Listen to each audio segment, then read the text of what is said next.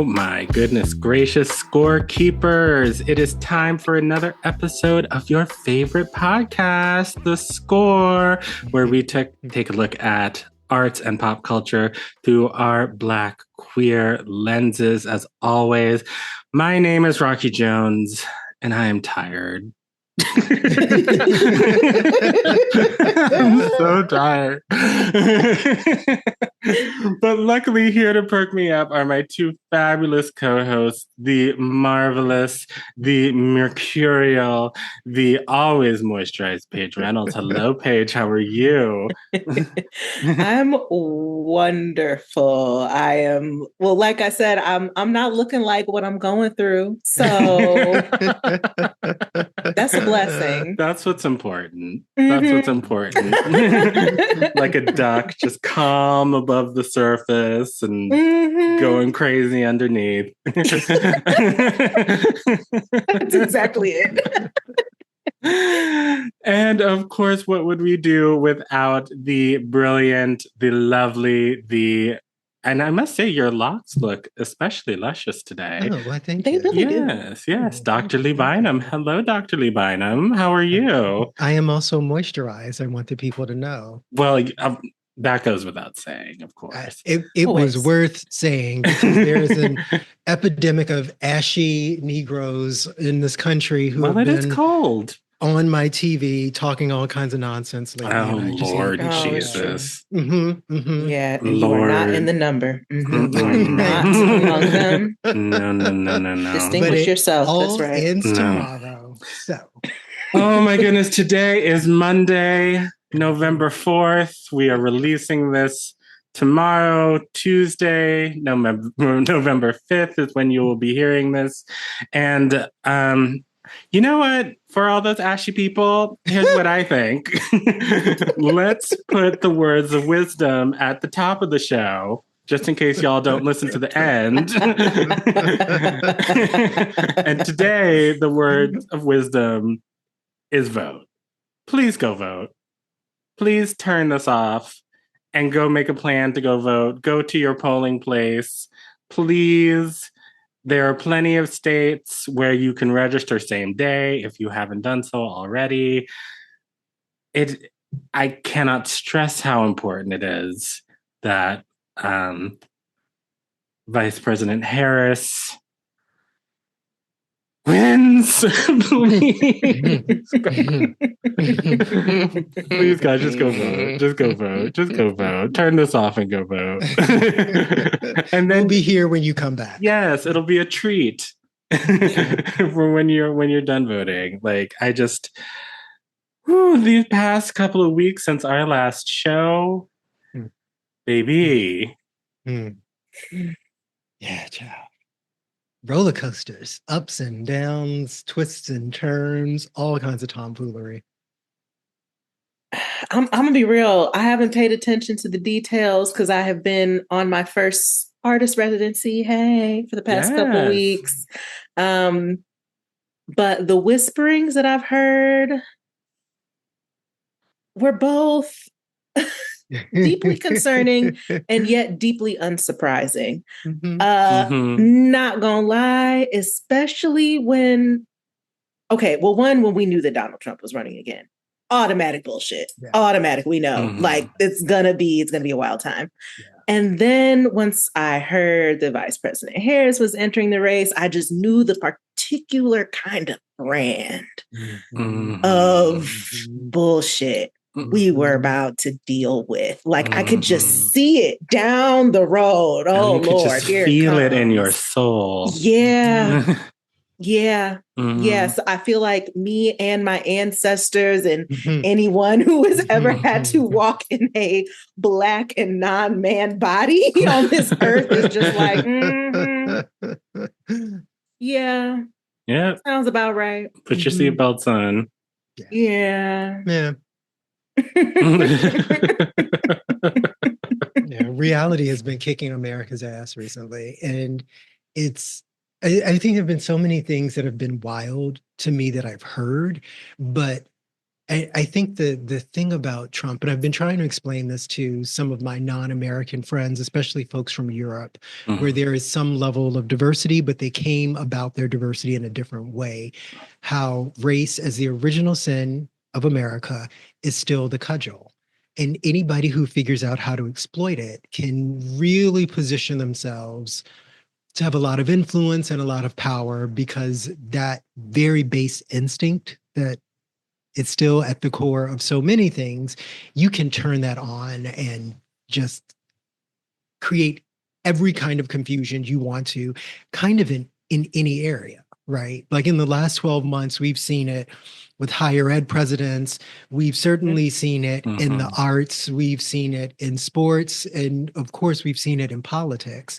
And this is why he is such a threat, right? And why we are in a situation where, as Nicole Wallace said on MSNBC, the pro-democracy candidate is in a position where she has to appeal to the AOCs and the Dick Cheneys at the same time, which is ridiculous. Insane.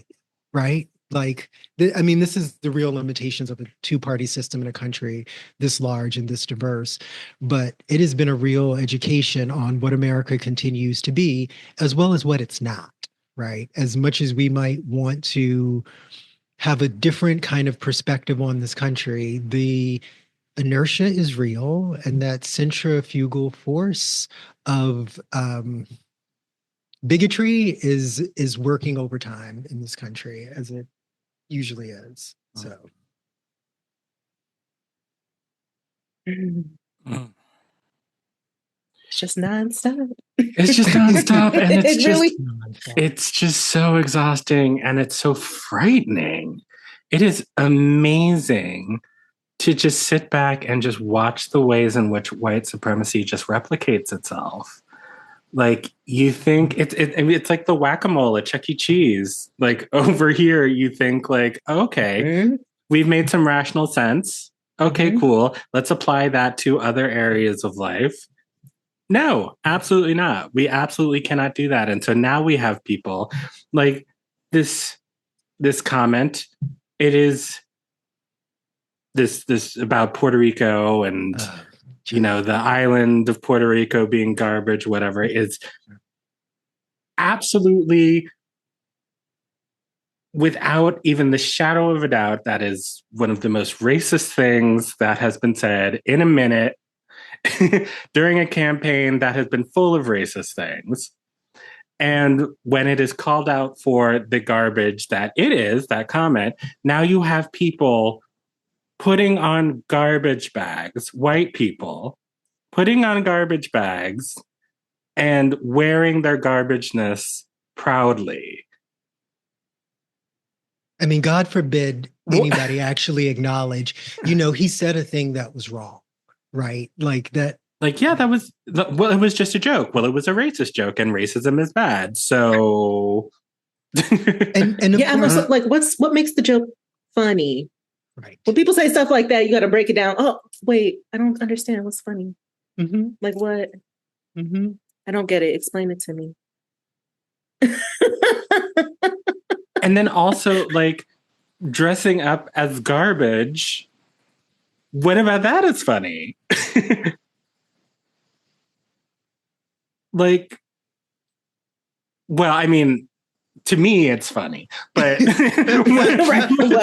but for different reasons than I think those people are intending. Why do you think it's funny? Like, it's just the way that white supremacy has these people tying themselves up into knots just to look stupid and not make any sense. And I mean, for me, you go ahead, Dr. Bynum. What you about to say? I'll make it uncharacteristically brief. What got me was the fact that then they didn't connect when he dressed up as the garbage man. I'm like, he doesn't see himself as being one of you, or you as being him.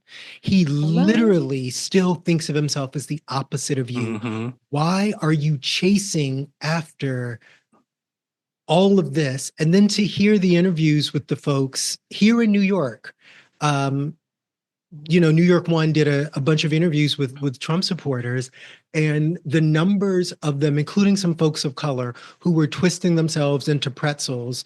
One guy was saying something about, well, Puerto Rico does have more landfills per capita than other places, and I'm like, we're not doing this. First of all, I don't believe you. I don't believe that you know anything about a fact if you're supporting Trump. But secondly, no, just absolutely not. But this is where we are. Staten Island, though. Boom. But okay. Hello? No, one of my neighbors, shout out to Michelle. She is from Puerto Rico. Her family's from Puerto Rico. And I was having dinner with her the other night. And I was just like, so your island's been in the news lately. And, she was just beside herself and was like, yeah, no, everybody that I know, my whole family, all my friends, obviously, are highly offended and, are voting for the vice president, except for my brother. And she went on Facebook and showed me like a post where he was just like, oh, yeah, no, Puerto Rico, it is garbage. We are garbage people. He's correct. Da da da da da da. Like just like one of the craziest things I've ever seen. My God. And I was just like, how? And she was like, I don't know. I don't know how this happened. Colonization. Colonization, a cult, all of the things. It's just. Have y'all ever watched a Trump rally? Just bits and pieces. I could never just sit there and watch the whole thing from beginning to end. I mean, for academic purposes, I watch a lot of them. How? Ooh, bless your soul. Oh my God. I mean, do you do like a protection spell on yourself before you do that? How do you? What kind of candle and incense? Please share with us. I think my natural tomfoolery shield actually just makes a lot of it just immediately bounce off. It's like an Aquarius thing? No, I actually think it might be. I mean, I frequently find myself dropped into conversations where I feel like people are just talking crazy. My God. And this is just another one of them. But it is incredible to see the kind of suspension of disbelief that is at play here. I mean, it's like the same level that you kind of have to go to if you're going to see Harry Potter on Broadway, right? Like for the next couple of hours, I know everything that I'm going to see is imaginary, but I'm going to go along with it so I can enjoy this. Because the kinds of things that are discussed, sort of where they find themselves, the worldview that holds to no ideologies, no principles, in some instances, not even the rules of physics, right? Like the conversation around the Democrats are controlling the hurricanes. Which I'm just like, okay, I'm sorry to interrupt you. But my question about that is, okay, the government, the Democrats are controlling the hurricanes. Did they were the Republicans just absent on the day that they showed them how to use the hurricane machine? Are they just not smart enough to know how to use the hurricane machine? Why don't they use the hurricane machine when to, go attack? Well, okay. That hurricane that hit Southern California, that time I was trying to go to Palm Springs, was that the Republicans?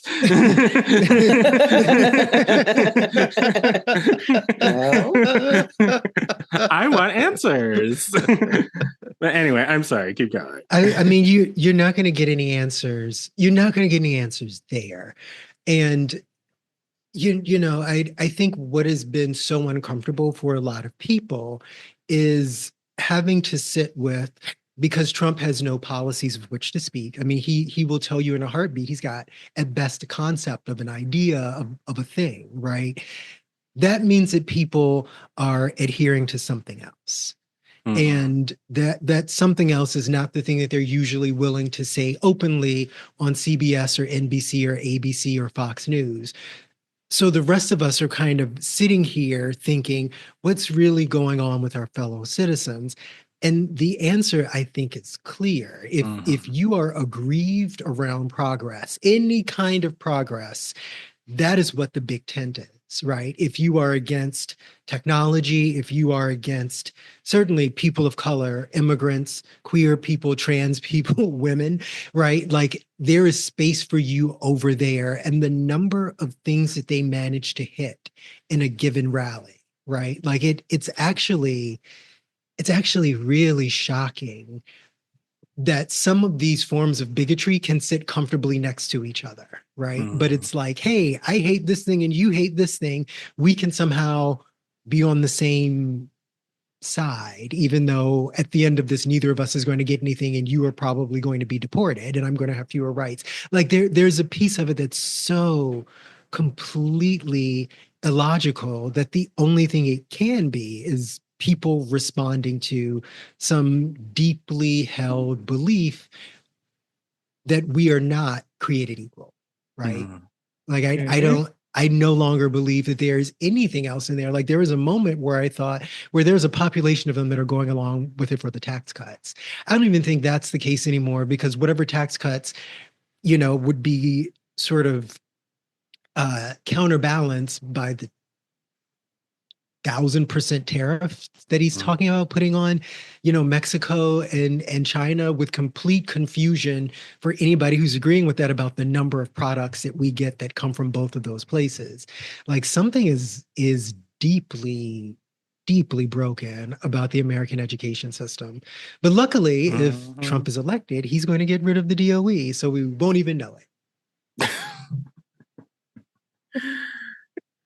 Oh Lord.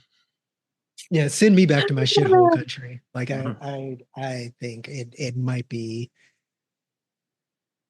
time. I think like I just keep coming back to how these attitudes continue to fester. Like how have they been festering like this, right? And I mean, obviously there are a lot of reasons. Late stage capitalism, increasing the ever increasing wealth gap, people getting more and more frustrated and looking for people to blame, looking for something, anyone, anything to blame, or especially if it's a whole group of people, or something to justify why the American dream is not working is not working for them, or they're not getting what they're promised. And that festering is so dangerous, and why I also keep coming back to, like, please use your vote as a tool. Please use it as a tool, but it is not our only tool. Like, y'all cannot go, whatever you were doing the past 4 years, I don't know, but you can't do the same thing, because clearly there's some stuff that's going unaddressed. There are things that are festering. Is still quite a bit of racism, transphobia, misogyny, ableism, all of it everywhere that we are steeped in. I'm just like, how are we still getting here? How are we still getting here? I would love to see people like keep working on this two-party system thing. It sucks. Let's not just talk about it during election season to get rid of it. We can't just talk about it when there's an election 6 months away. Like, please, I'm begging us, because also this cycle is terrible for my nervous system. I hate it. I hate it. Let's change it. I've seen it so many times, like this tweet going around that's just like the human body was not built for 3 Trump election cycles. Like it just wasn't. Hello. It just wasn't. I cannot do this. I cannot do this again. I cannot sit here and just, with the knowledge that this man is an existential threat, not just to us as individuals and our individual families and marriages and partnerships and friendships, but our communities, our cities, our species, and every other species on the planet. Like, I'm so sorry. Like, the climate apocalypse, it's not knocking on the door. It is in the room with us. It is sitting on the couch. It's having a spot of tea. It's asking us how we've been. it's it and to put the entire government apparatus in the hands of a person and a party that is so stupid and apathetic and directionless and ideologically bankrupt and mean. It's frankly, it's shocking that we've gotten this far, but to have to endure this for a third time, that this is the third time that this has happened, and they got one past the goalie in 2016. So furthermore, we even know what this governance style is like. We've lived under this for 4 years.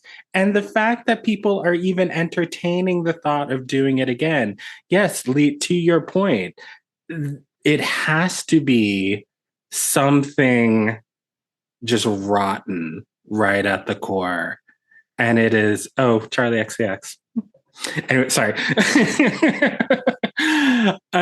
But yeah, no, after all this is done, no matter what happens, and I am, again, to take another 2024 cliche, I am nauseously optimistic that that Vice President Harris will prevail. But yeah, it's just, I don't know what we do after this. I don't know how we move forward. I mean, Paige, everything that you said, yes, 100%. But like, if things are so rotten at such a foundational level, like how do we rebuild this? I don't even know how that happens.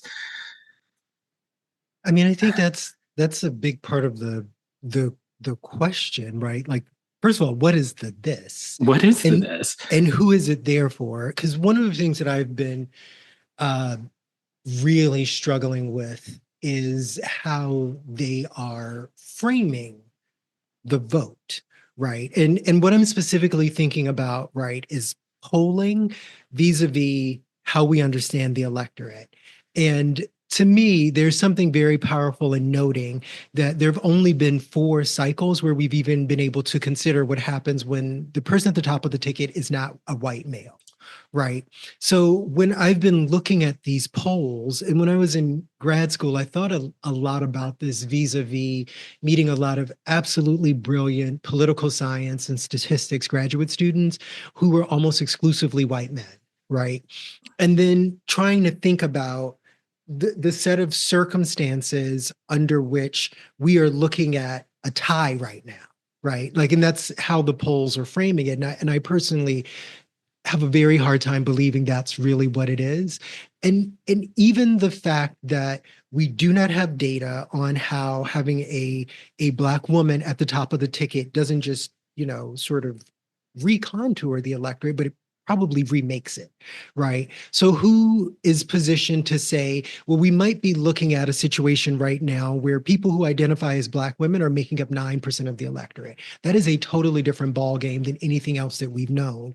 And I feel like part of what's been really soul crushing the last couple of weeks is thinking that all of our fellow citizens have bought into all of the stuff with Trumpism, when realistically that may not be even remotely accurate. But we are so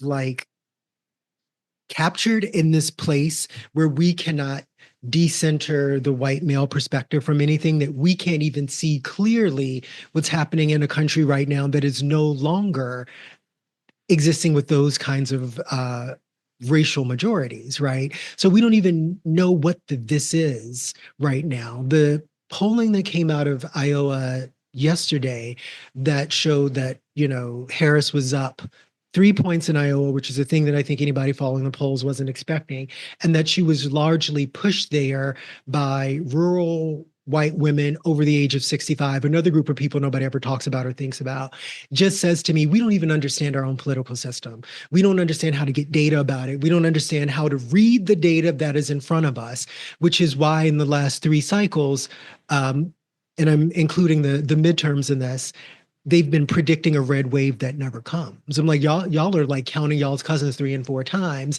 because they are so noisy in the moment, right? Like we can't even get through a conversation without at every point having to check it because, well, the Trump voter might think this, or some people are saying that it's not good that immigrants are blah, blah, blah, blah. And some people are saying that, all the trans people, and it's like, who's saying that and how many of them are there, right? Like it's a little scary knowing that we're 18 years away from there no longer being a white racial majority in this country, and we are no more prepared for it than we were 18 years ago. Like none of the thinking that needs to happen around how we approach politics is even touching this.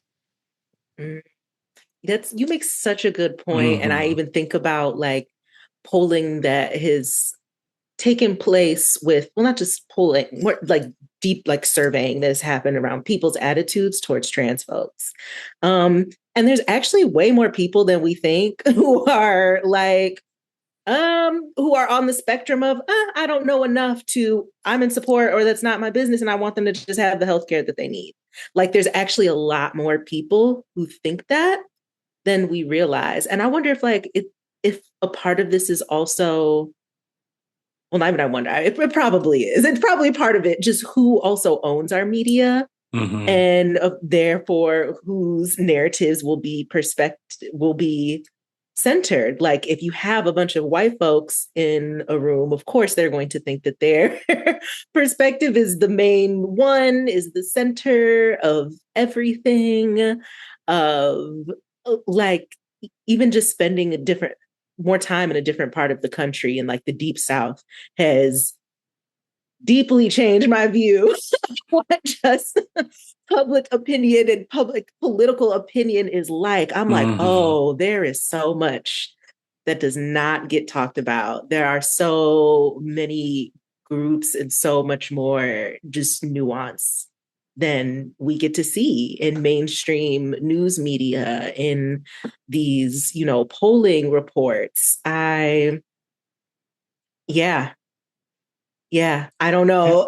I don't know how we change that, but it's a problem. I agree. Yeah, it makes me think of maybe a couple of years ago, but I saw these results of this survey that this group did where they asked a bunch of Democrats and asked a bunch of Republicans, like how much, like what percentage of these group types of people like make up the American population. And it was like, Muslims, trans folks, And I just remember like the Democrats, like, with trans and non-binary folks, it's like a relatively small, portion of the population, like, 7%, 10% or whatever was their thought. But on the Republican side, it was like 35% of the American population is trans. And it was like, if only.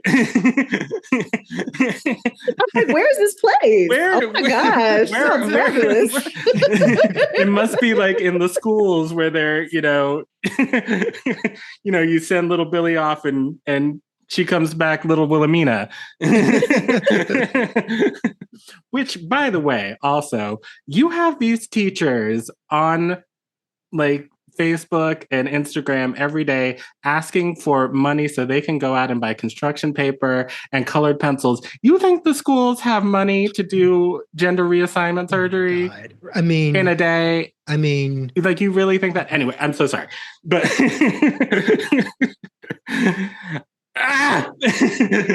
So to your point, when are they going to track your child's gender? They can barely get to tracking the attendance and the grades. Why?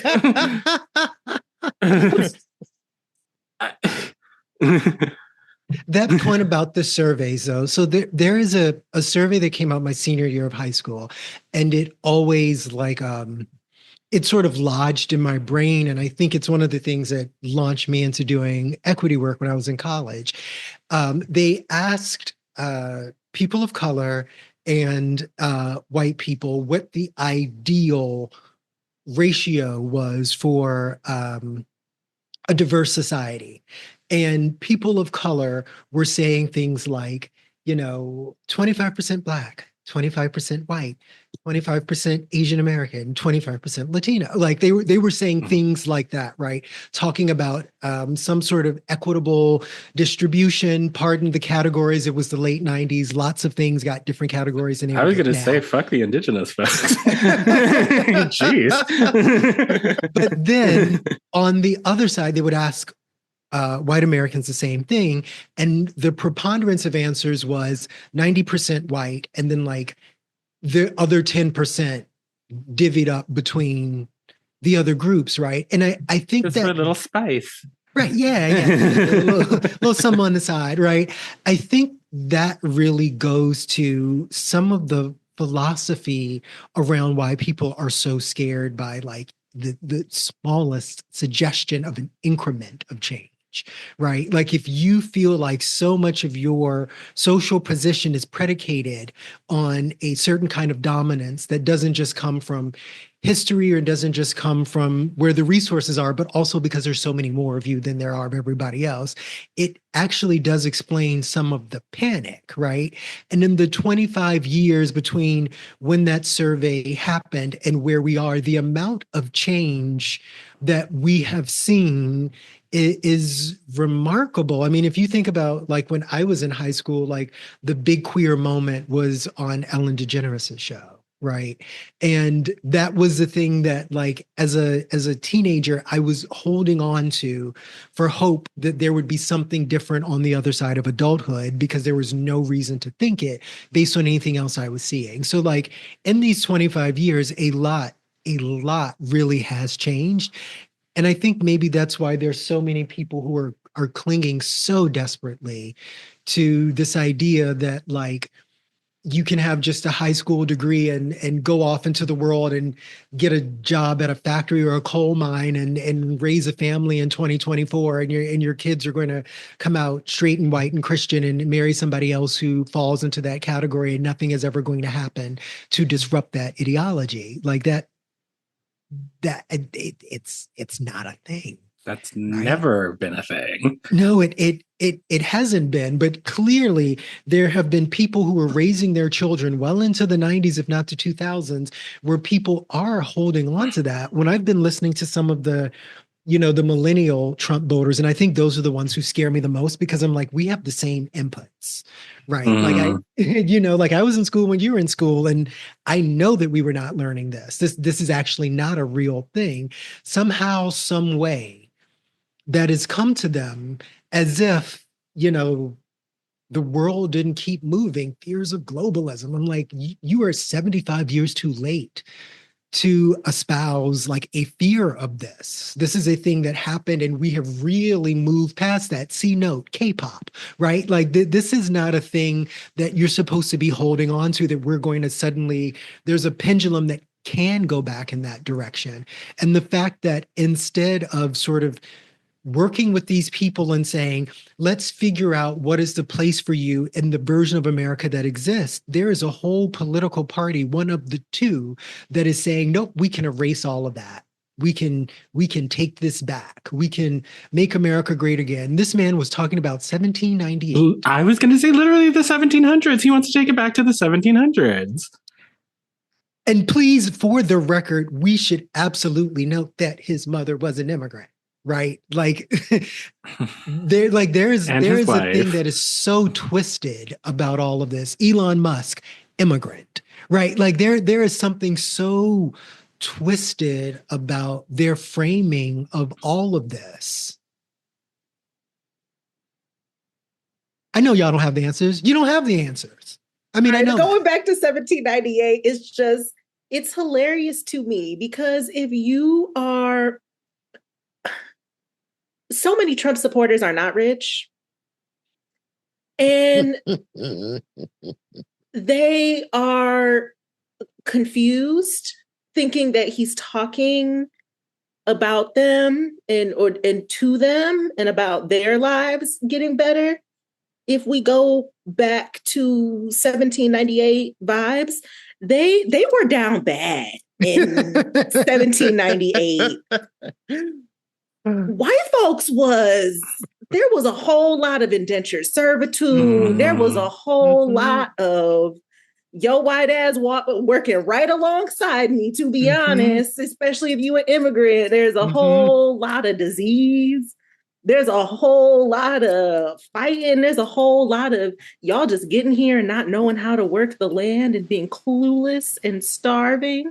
It wasn't a good time. No, and if we deport all of the undocumented workers, what infrastructure? I'm just saying.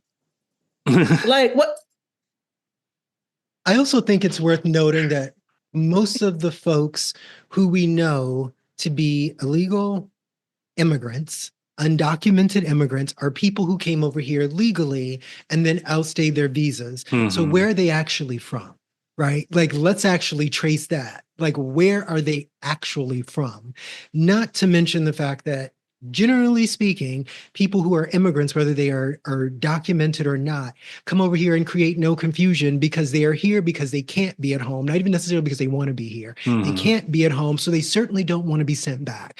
They keep their heads down. They're not here to do any of the things that, you know, our homegrown fools do, right? But that's none of the story that you get. And I don't know where are the immigrants who are out here eating the cats and the dogs or the cannibals? Because he did say this weekend, the reason he keeps bringing up Hannibal Lecter was because Hannibal Lecter was like the immigrants who are coming over. So I've seen. I thought that was because. What does that mean? I thought that was because Hannibal Lecter was in an insane asylum and he doesn't understand what asylum means.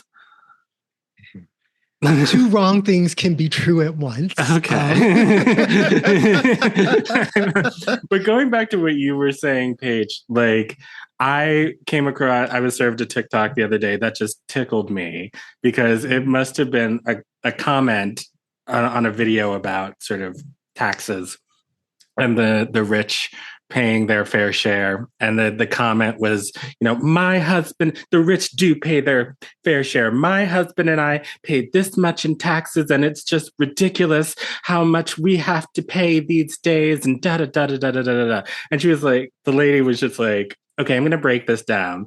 So according to everything that you just said in your comment, I'm going to guess, based on this and this and this and this, that you and your husband combined maybe make about $180,000 a year, maybe $200,000. Maybe you got like a bonus somewhere in there so that, you know, you make a little bit more. Honey, I'm not talking about you. You think you're rich. And that's great for you. I love that for you. You are not rich. I am not talking about you. Vice President Harris has said that she will not raise taxes on anyone making less than $400,000 a year. That is you. You are not rich. We are talking about the Elon Musks. We are talking about the Warren Buffetts. We are talking about the George Soroses. We are not talking about you.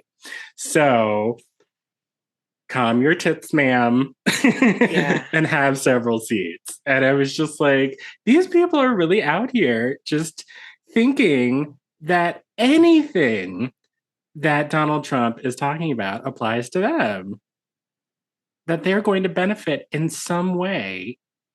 And it's just like, no, honey, you're right here with the rest of us. You're right here.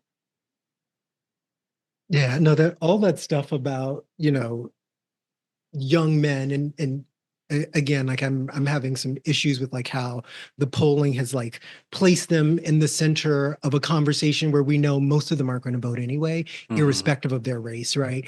Are out here complaining about the capital gains taxes, and it's like, you live with your mom. Like who what capital gains are you talking about? Right. Open the damn schools. Like this is exactly why we're in the situation we're in. And like, when there was all of that noise, it really has settled down in the last couple of weeks as like the polls have sort of been corrected, where they were talking about all of these, Black men who did not support Kamala. Like, the first question I had immediately was, what Black men wear who? Like, who are you talking to? Because I'm watching some of these segments and I'm confused about who these people are. Secondly, do they vote? Right? So is this a real conversation? And people who I think should know better, finding themselves in the sole Black barbershop in Philly where they could find, 3 people who said they were going to vote for Trump. Like, some of this is like, it's absurd. And I know that y'all have like ratings you need to get, newspapers you have to sell, but please do it on somebody else's backs. Black people have enough going on without y'all out here literally making things up. Because when the reliable pollsters are showing what they have, you have Harris outperforming Biden with Black people, which makes sense. Maybe she doesn't have Obama's numbers, but I don't know that anybody is going to have Obama's numbers because that was a very particular moment in time, right? So even just how they like let stuff play out in the media, and people who know better, who I know better, aren't calling it out when they have the opportunity. It's really disturbing.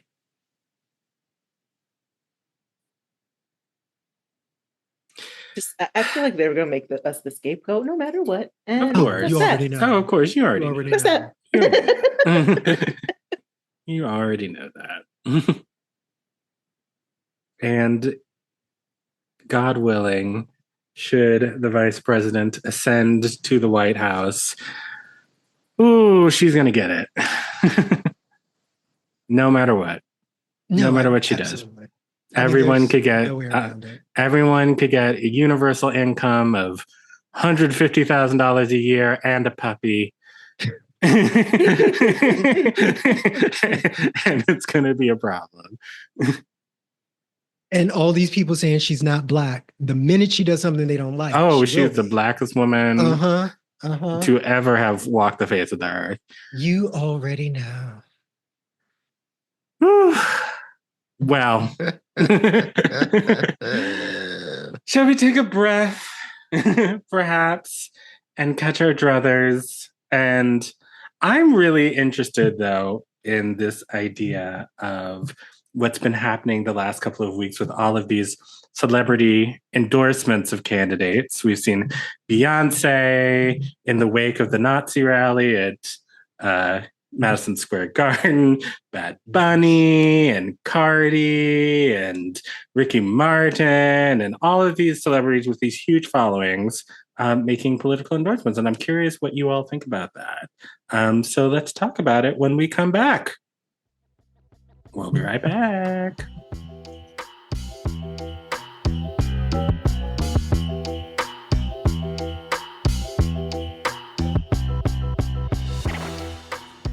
And we're back.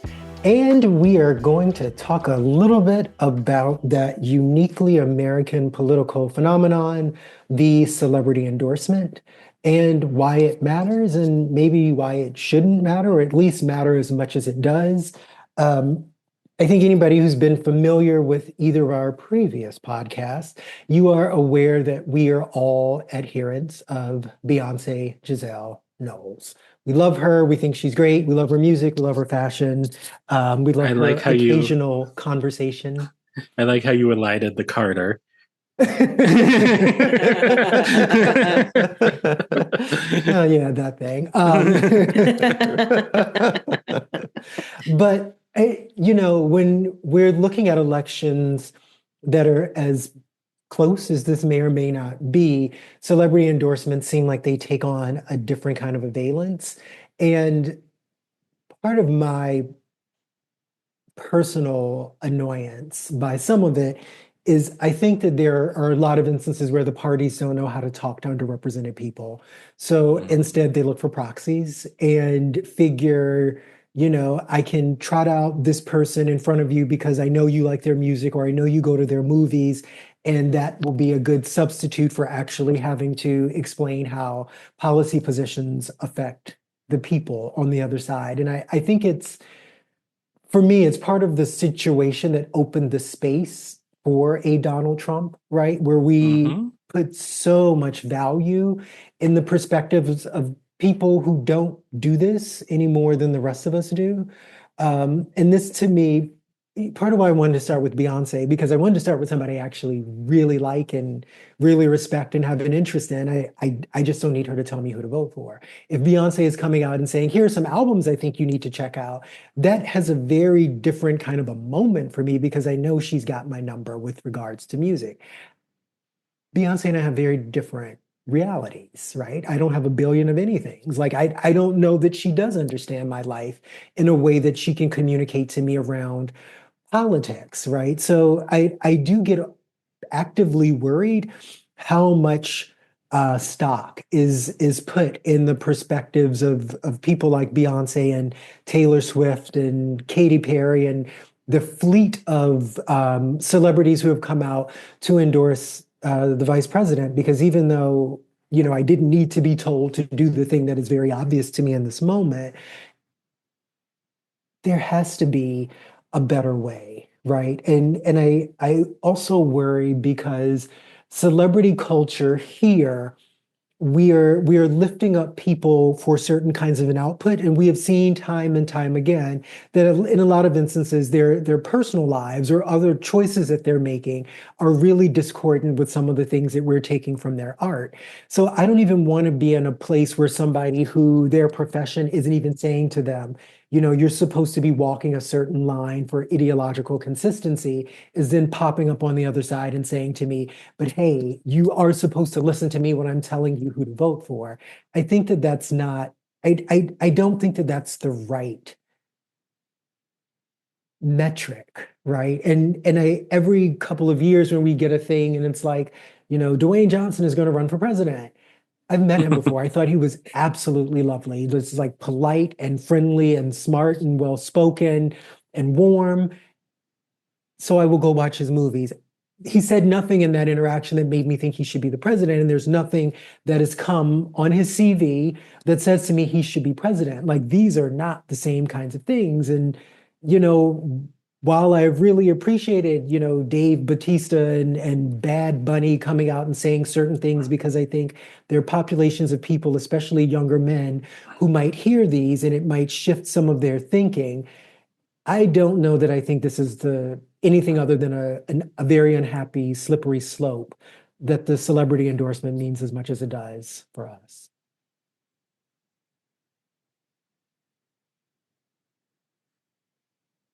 I think the main thing that comes to mind for me is, okay, one, similar thoughts around my just being a huge fan of Beyonce and not needing to know a thing about her politics. Yeah, I don't need it. I would hope that she is progressive, of course, like, would I be heartbroken if she was like, actually, like, I'm pro-life and actually, I think I'm for the death penalty or whatever, like, all kinds of, it would make Renaissance so weird.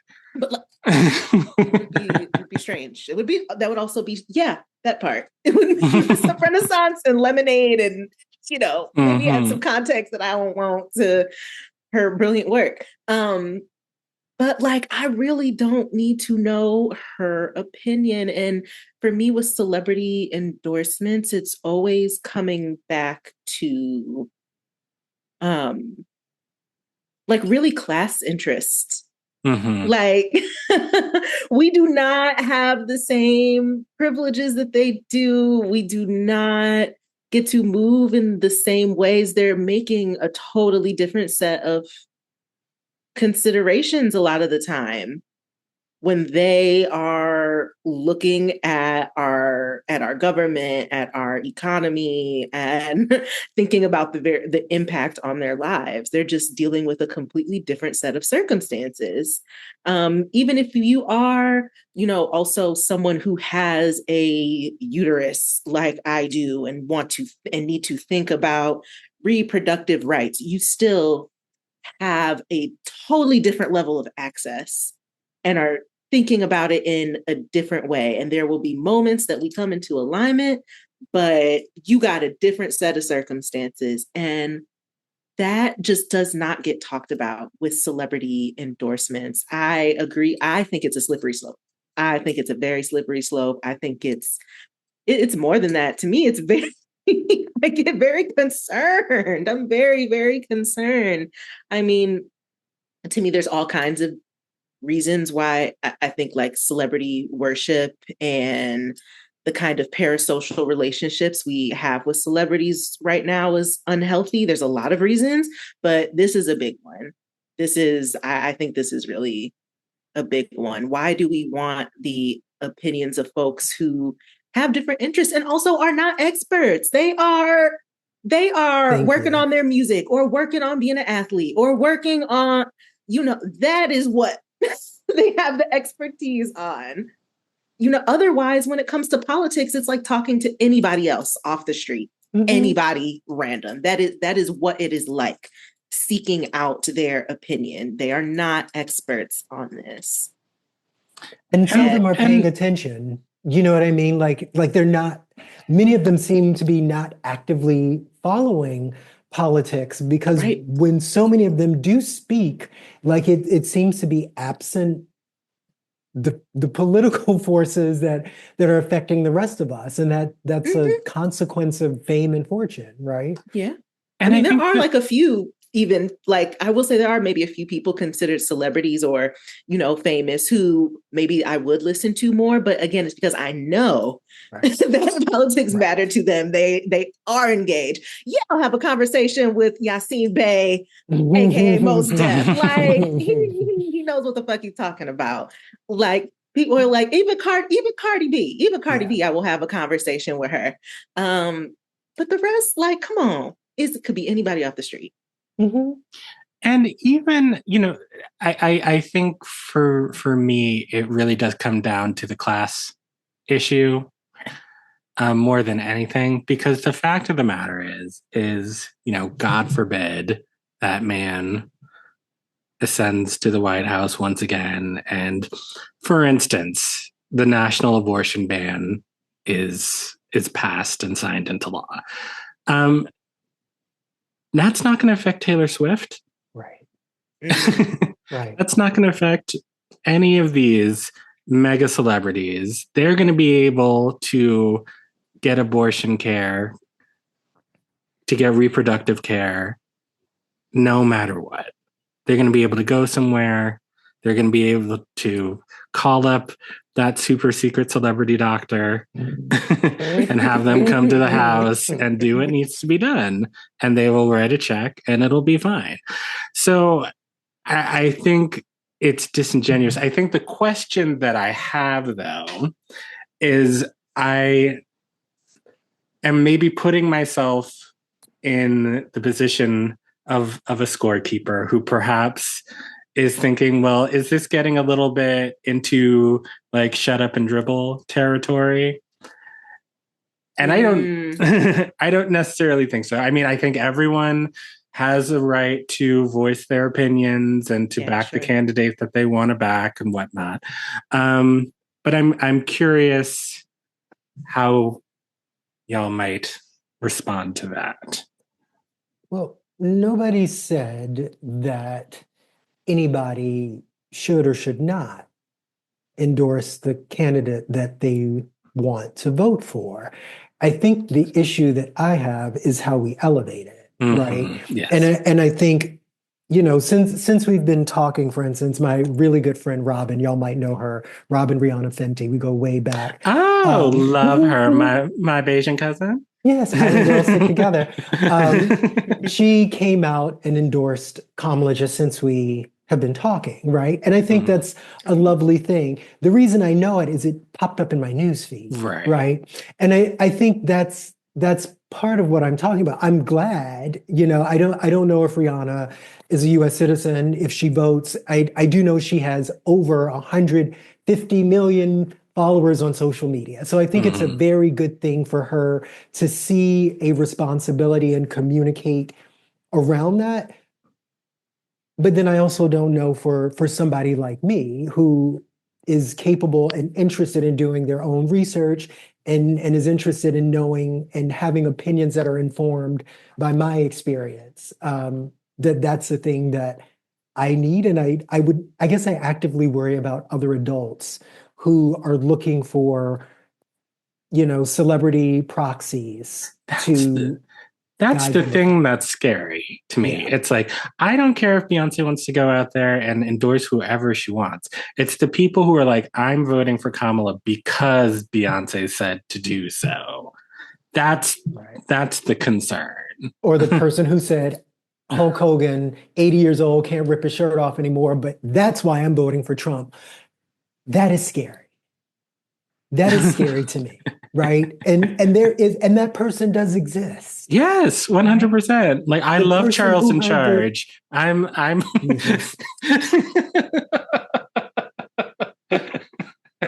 I loved Hercules. Oh my gosh. That was my favorite show.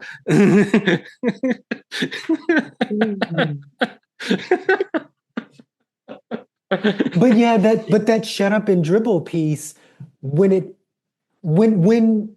certain parts of the media, Laura Ingraham, want to, have a very harsh critique of Kaepernick when he was doing what he was doing, but have nothing to say to Bosa when he was doing what he was doing a couple of days ago. It's that kind of thing too, right? Like, I guess I'm more worried about the people masquerading as actual political pundits and journalists, and they're just as, blowing in the wind as anybody else. I guess those are the pieces that kind of concern me a whole lot more than, some random 25-year-old who's produced a couple of hits who now we're supposed to care because she says that she's voting for this candidate or that candidate. It's that kind of thing. It's like, yeah. I'm shocked that you know a football player's name, though. Well, I had to look him up when it came out because I'm like, well, who is this person? Why do we care that he, had this MAGA hat on? Because I saw it so many times on my timeline. So I looked him up and I was like, A, I don't care. But B, I certainly remember a couple of years ago when these were Black athletes and other athletes who wanted to be aligned with BLM, what kind of heat everybody had for them, right? And what kind of commentary they got. So, it's just more of the political games that we're playing in this country right now that are our freedoms and our rights, right? If you happen to be a person like any of us where our legal right to marry whomever it is that we want to may very well change because of what happens in the next 24 hours. We are not in that group of people that whether it's the Democrat or the Republican, everything is just going to be completely copacetic. Like there's a very different reality that will happen depending upon who wins tomorrow.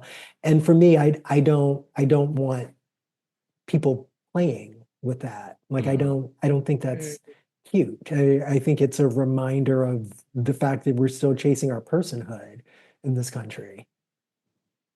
I think I'm realizing that it's also it's much more, or what you're saying is part of why it's much more interesting to me when a celebrity is able to elevate or spotlight a conversation or people who can share more information, more factual information, or when they can highlight that factual information or become a resource or create a resource or spread a resource where people can have things broken down in an understandable way. I'm much more interested in that than just like, I'm voting for whoever, or I'm voting for so-and-so. And people just going off of that. Like, I'm thinking about how I think I think about like A. Marie and her book club, and that being like her activism around the genocide in Palestine. And I was like, this is awesome. And it makes me like her even more as a It's not just like I'm not coming to you as a movie star or a super mega music artist, or I'm just a mom. And it's like, yeah, a mom that like served like mac and cheese with Swarovski crystals in it last night.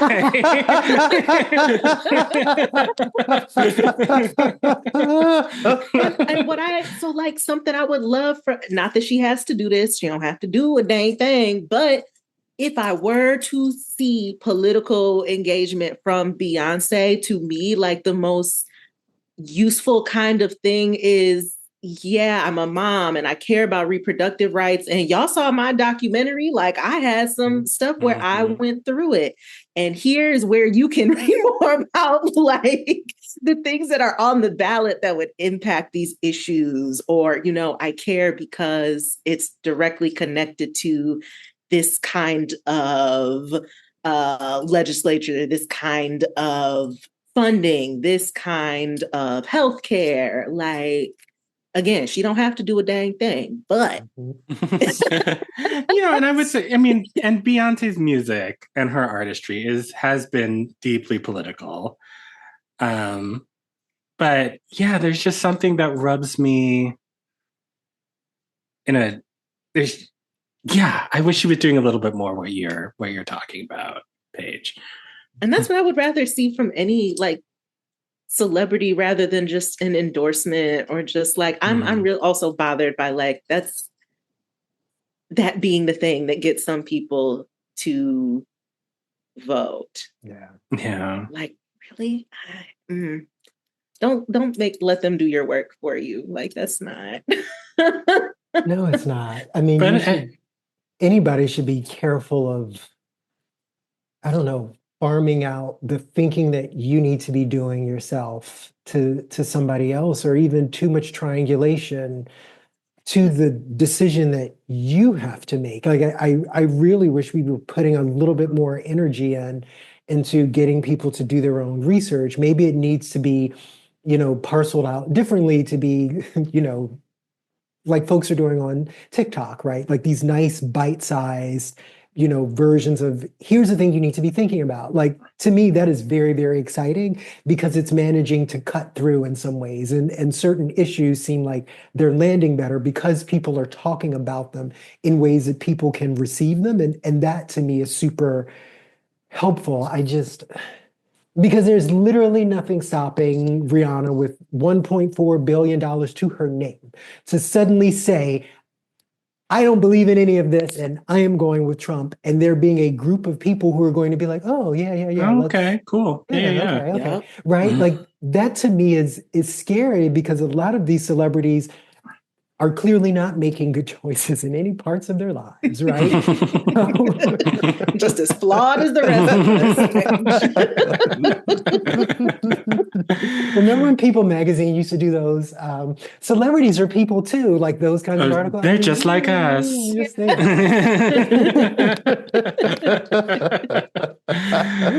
Oh no, the Rihanna Navy just took on a whole new scary position in my imagination.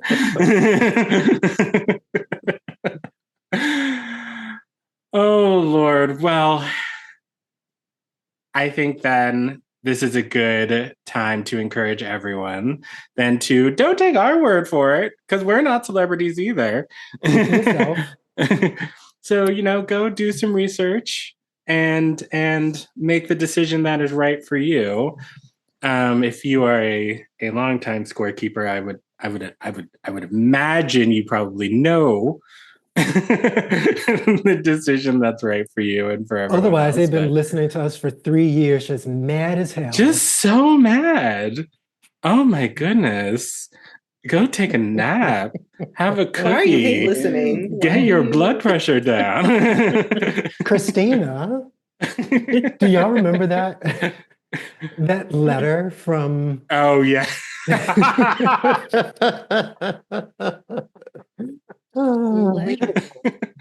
That lady who, when we were at Minnesota Opera and she was so mad, she wrote that long letter about how mad she was about everything. And it was like, Christina, good Lord.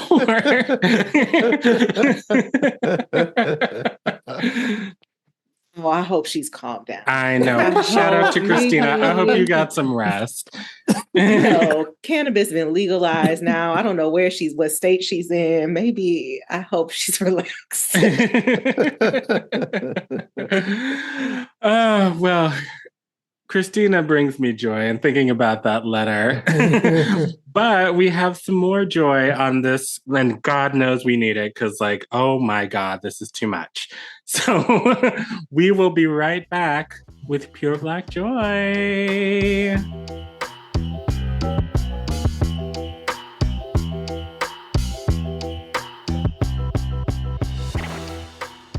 And we are back, and it is time for our favorite part of the show.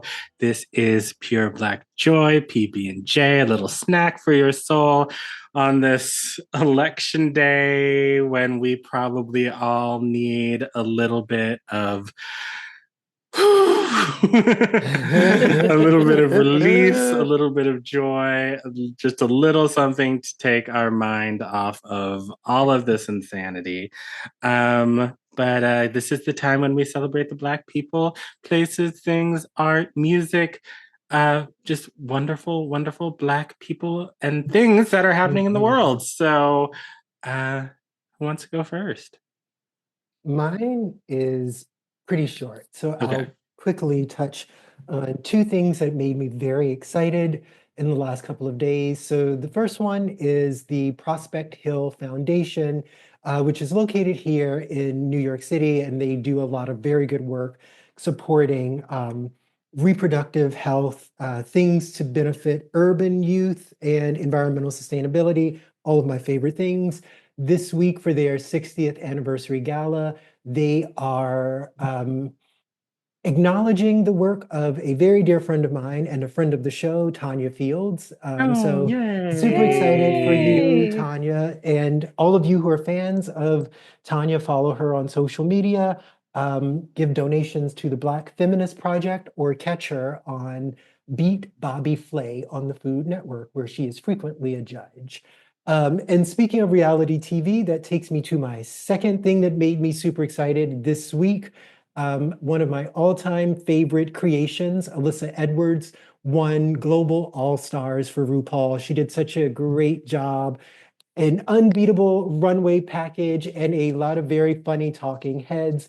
Alyssa, you are loved, and I was so happy to see you win. That's it. Even though Alyssa is not Black, but that's okay. We'll let I'm you. Black. And I'm joyful. No, but I love Alyssa Edwards for a number of reasons. And not the least of which is you all know that my husband and I had to get married during the pandemic on Zoom. And so none of our guests could actually be at our ceremony except for our three friends who were socially distanced in our backyard. But my dear best friends back home in DC, after the ceremony on Zoom, sent me a text and they were like, "We're sending you a present." And it was a cameo from Alyssa Edwards wishing us a happy wedding. And I still obviously have it to this day and watch it from time to time. And it was just so sweet and funny. And she looked so beautiful in her closet, surrounded by her shoes and costumes. And so Alyssa Edwards will always have a piece of my heart because of that. So Yes.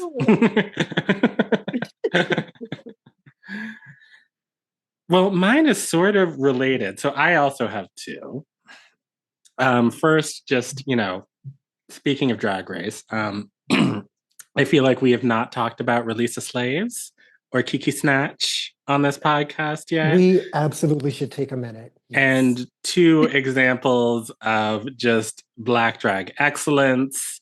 They're both St. Lucian. And both from St. Lucia. That is crazy. Yes. Let me do my Googles. Is the non-drag race Relisa is one of the most beautiful people I think I have ever seen. Speaking of Robin Fenty. Yes, and speaking of Rihanna, just gorgeous. Her verse on the girl group challenge, amazing. Everything that you want and more, just tall and beautiful.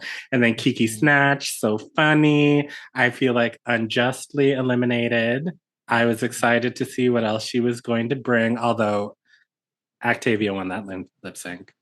Clearly. Maybe, sort of. Clearly. Yes. Okay. I'm like, do I actually think that? Yes, I do.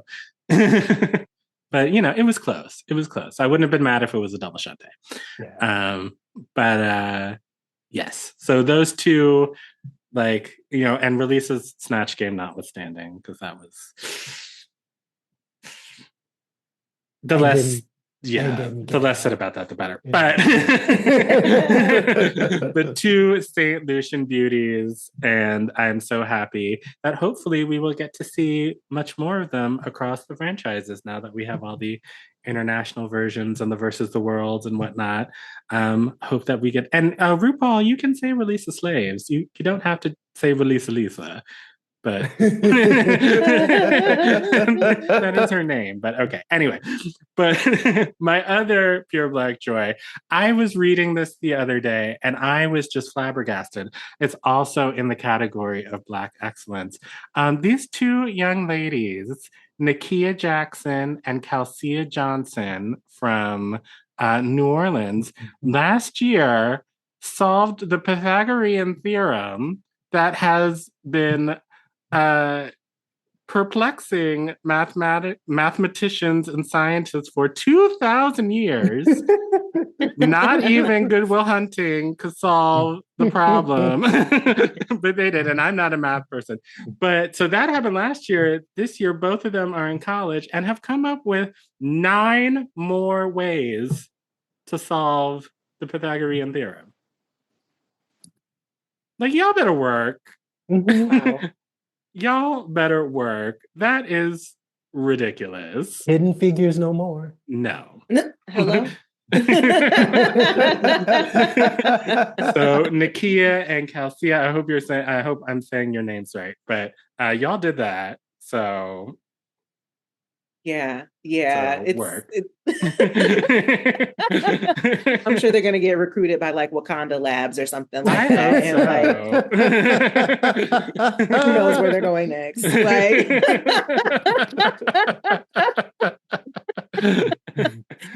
I didn't know Ironheart was a biopic.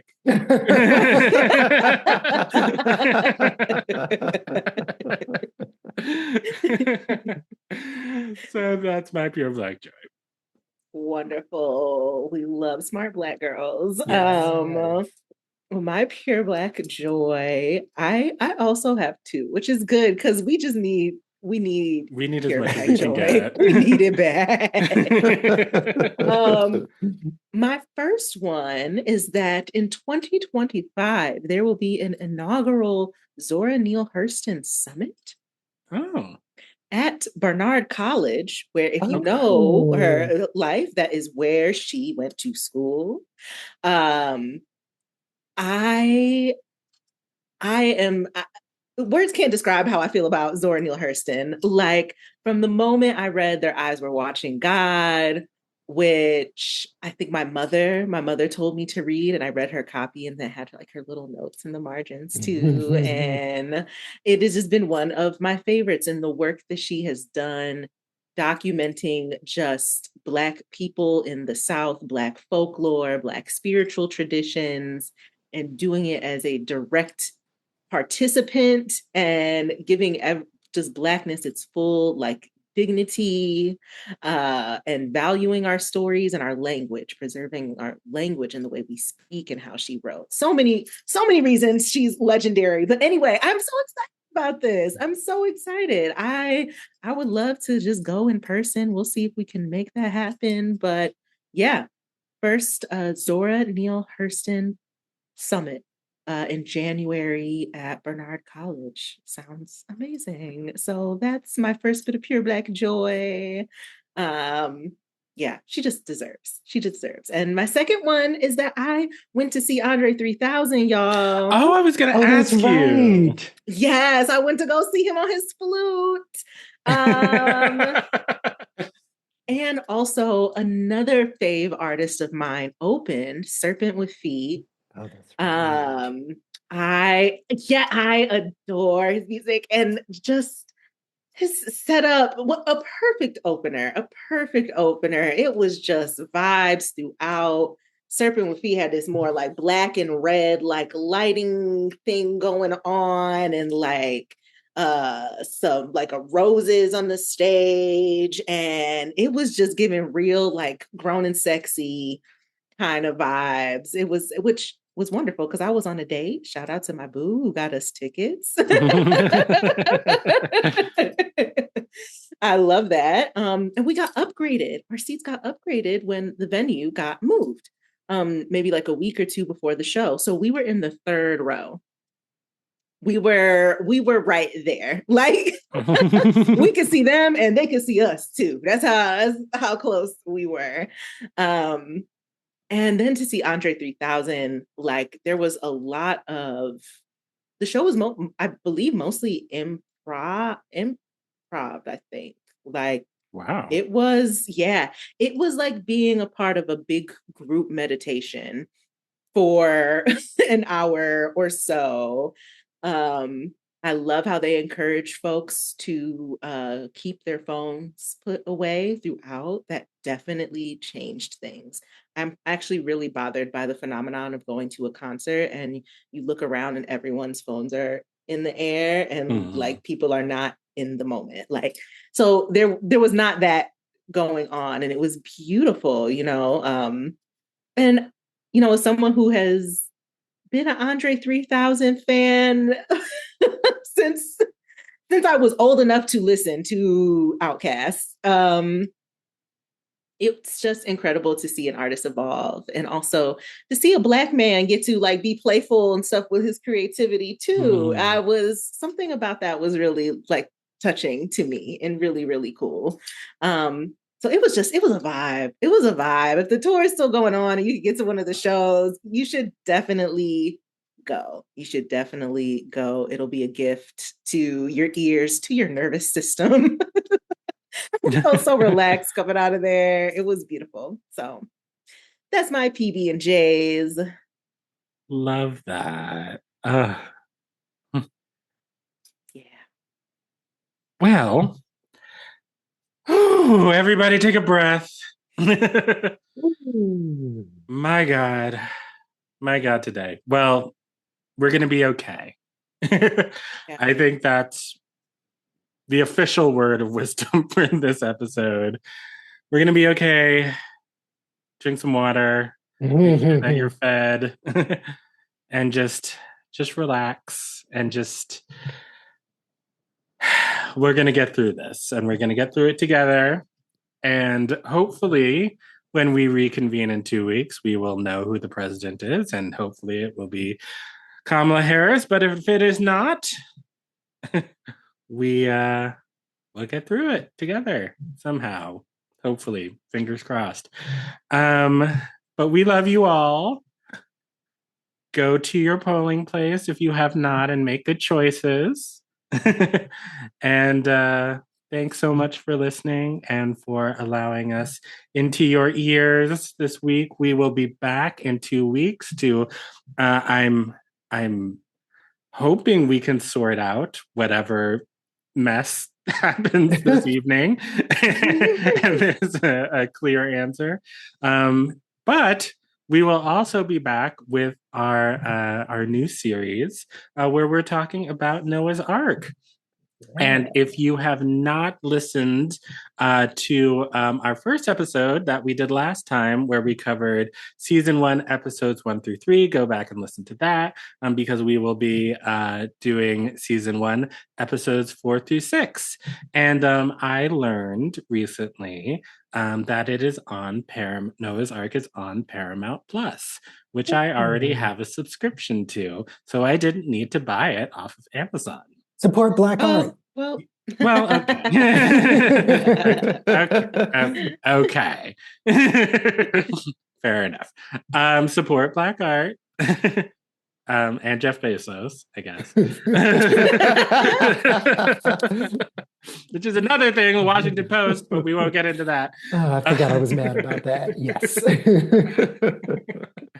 But yes, however you can, watch Noah's Ark along with us, and it'll be a key. It'll be super fun. But until then, I guess any official words of wisdom from either of the two of you?